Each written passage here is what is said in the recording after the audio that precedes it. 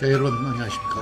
오늘은 보이스피싱이 나에게 주는 선물이라는 제목을 가지고 영상을 하나 만들어봤습니다. 아주 무리하게 지내던 휴일날이었습니다. 경호쯤 돼서 한 통의 전화가 걸려왔습니다. 여보세요? 누구시 맞으시죠? 저를 찾는 전화였습니다. 예, 전데요. 아니, 이놈이 내 이름을 어떻게 알지? 좀 신기했습니다. 이 사람은 농협에 근무하는 강상수 씨를 알고 있냐고 제게 물어봤습니다. 강수라는 사람 알고 있습니까? 누구요? 강상수라고요. 전직 농협 직원이었고요. 우리 탐색자는 이렇게 시작이 되었습니다. 그럼 보이스피싱이 나에게 준 선물은 과연 무엇일까요? 현금다발? 아닙니다. 금괴? 아닙니다. 짜장면? 역시 아닙니다. 그 답을 찾기 위해서 여러분들께서는 저에 대한 얘기를 조금만 들으셔야 될 것 같습니다. 저는 35년간 공기업에서 근무를 마치고 정년퇴직을 한 후 2019년 3월 국내 최초의 은퇴준비 실전 지침서인 은진이라는 책을 만들게 됩니다. 이 책을 근간으로 기업체, 공무원, 일반 시민을 대상으로 강의 활동을 활발하게 전개해 왔습니다. 그런데 뜻하지 않는 복병을 만나게 됩니다. 그것은 바로 코로나19였습니다. 모든 사람이 힘들었겠지만 저에게도 어려움이 있었습니다. 저에게 예정되어 있던 모든 강의가 중단이 되었습니다. 저는 많은 고민에 빠지게 되었습니다. 이 시간을 무리하게 보낼 수 없다고 생각하여 저는 새로운 도전을 하게 됩니다. 그것은 바로 1인 유튜브 크리에이터 되기입니다. 사실 이 목표는 제 버킷리스트 28번 아이템이기도 합니다. 4개월간 열심히 독학을 했습니다. 은준인 TV라는 채널명을 가지고 유튜브의 채널을 개설을 했습니다.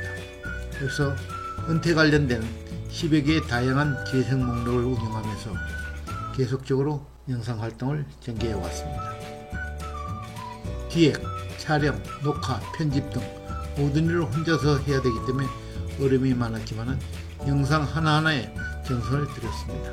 전체 100여 개의 영상을 열심히 제작하여 올렸습니다. 그런데 구독자는 항상 그 자리에서 맴돌고 있었습니다.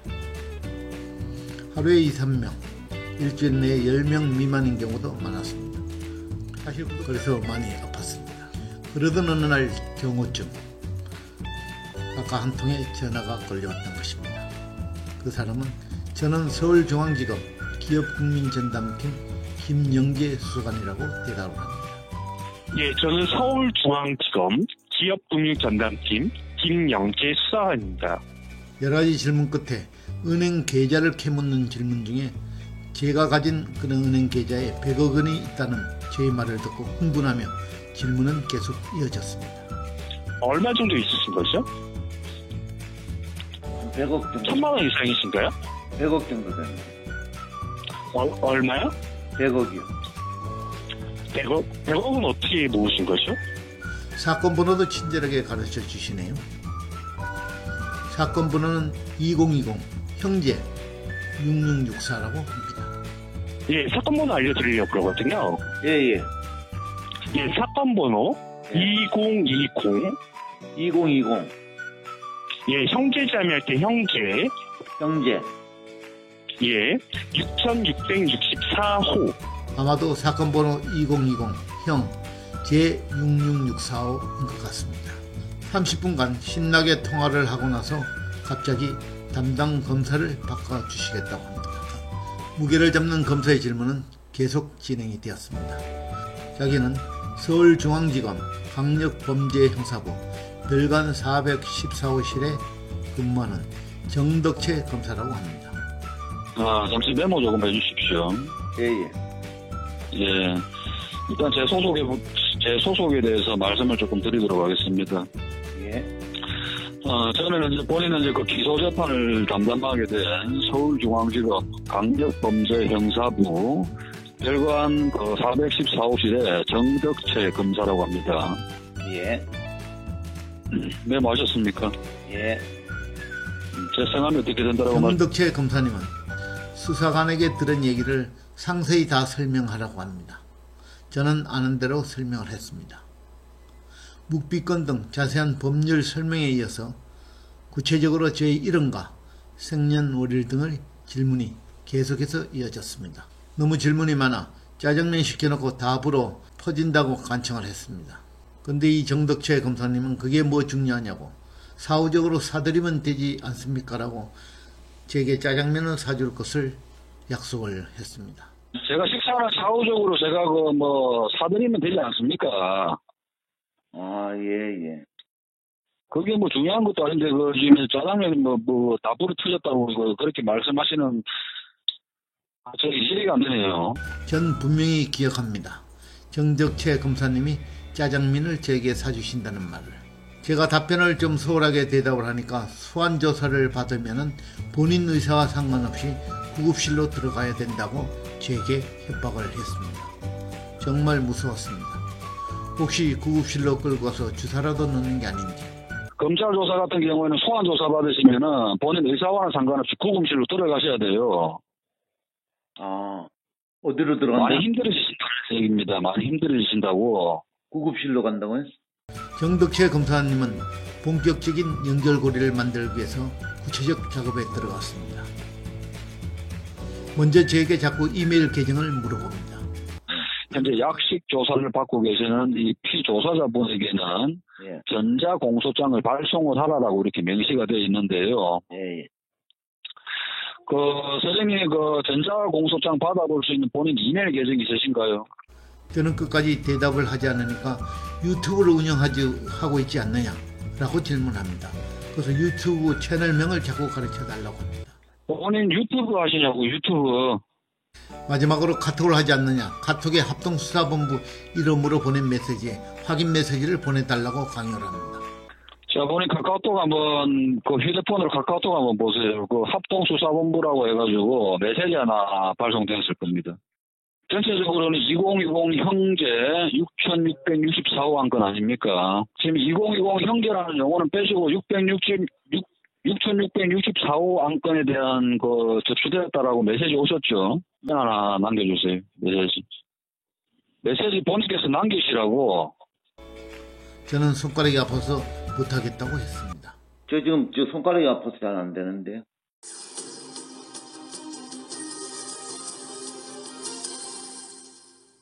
검찰을 사칭한 보이스피싱. 저는 서울중앙지검 특별수사일부 송진호 수사관이고요. 그래서 오늘 저희 서울 동부지방 검찰청으로 방문이 좀 가능하십니까? 진짜 같은 검사 신분증과 명함, 구속영장은 옛날 방법. 가짜 검사실에서 영상통화를 하는 수법까지 등장했습니다. 보이스피싱 일당이 보낸 문자에 있는 온라인 주소를 누르면 휴대전화에 자동으로 깔리는 악성 앱. 어떤 일이 벌어지는지 전문가와 실험해봤습니다. 앱이 설치되자 카메라가 작동하면서 피해자의 얼굴이 나옵니다.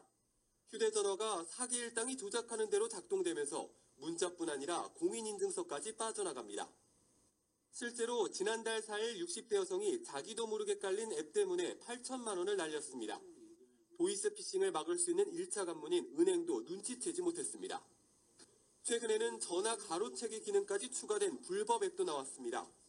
수상하다고 느낀 피해자가 인터넷 등에서 검색해서 정상적인 금융회사 번호로 전화를 해도, 심지어 신고 전화를 해도 해커들에게 연결되는 방식. 피해자들은 속수무책으로 당할 수밖에 없었습니다. 지난 9년간 일어난 보이스피싱 사건은 약 20만 건으로 피해액이 2조 4천억 원을 넘었습니다. 하루 평균 61건, 매일 7억 4천만 원이 털리고 있습니다. 저 지금 손가락이 아파서 잘 안 되는데. 그랬더니 지금까지 제가 들어보지도 못한 온갖 욕설로 마무리를 합니다.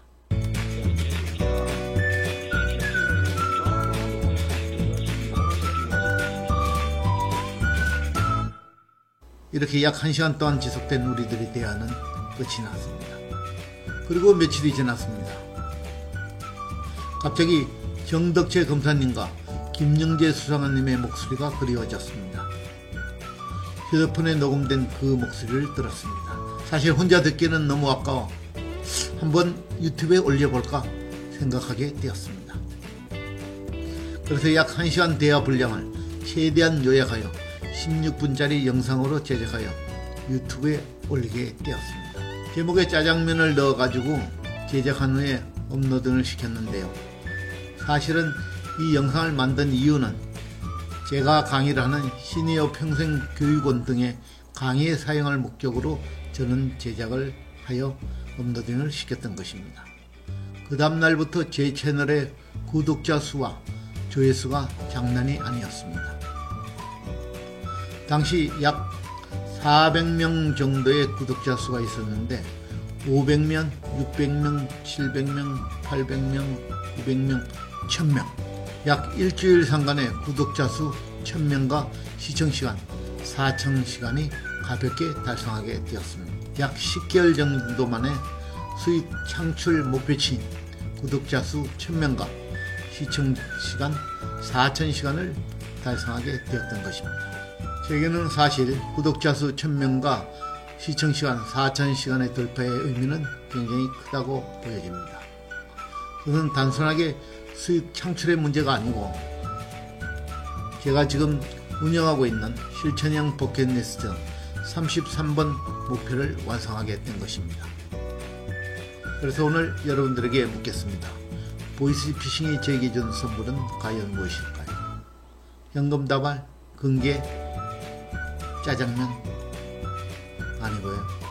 바로 구독자 수 1000명과 시청시간 4000시간 달성하게 해준 큰 선물을 저에게 주었습니다. 그래서 오늘 저는 감사의 글을 띄우려고 합니다. 코로나19로 인해 2020년 상반기에만 예정되었던 70여 개의 강의가 모두 취소되어 나름 시리에 빠져있던 저에게 코로나19의 사회적 거리두기는 1인 유튜브 크리에이터라는 큰 선물을 선사하였고 그 우연히 걸려온 한 통의 보이스피싱은 채널 개설 이후 10개월 만에 구독자 1000명, 시청시간 4000시간 달성이라는 큰 선물을 주었습니다. 코로나19와 보이스피싱 감사합니다. 특히 이 자리를 빌려 정덕채 검사님과 김영재 수사관님께 격하게 감사드립니다. 잠깐, 보이스피싱 사기 피해를 막는 최선의 방법, 그것은 바로 예방입니다. 보이스피싱을 예방하는 3대 원칙이 있습니다. 3고입니다. 보이스피싱 예방 1고, 의심하고 2고, 전화 끊고 3고, 확인하고 이 세 가지가 바로 3고입니다. 의심하고 전화 끊고 확인하고 여러분 꼭 기억해 주시기 바랍니다. 정덕채 검사님이 한 말씀만 하시겠답니다. 저 정덕채 검사입니다. 좋은 말로 얘기할 때 구독 좀 누르세요. 김영재 수사관님도 한 말씀 하시겠답니다. 저 김영재 수사관입니다. 좋아요를 안 누르시면 미워할 거야. 저도 한 말씀 드리겠습니다. 끝까지 시청해 주셔서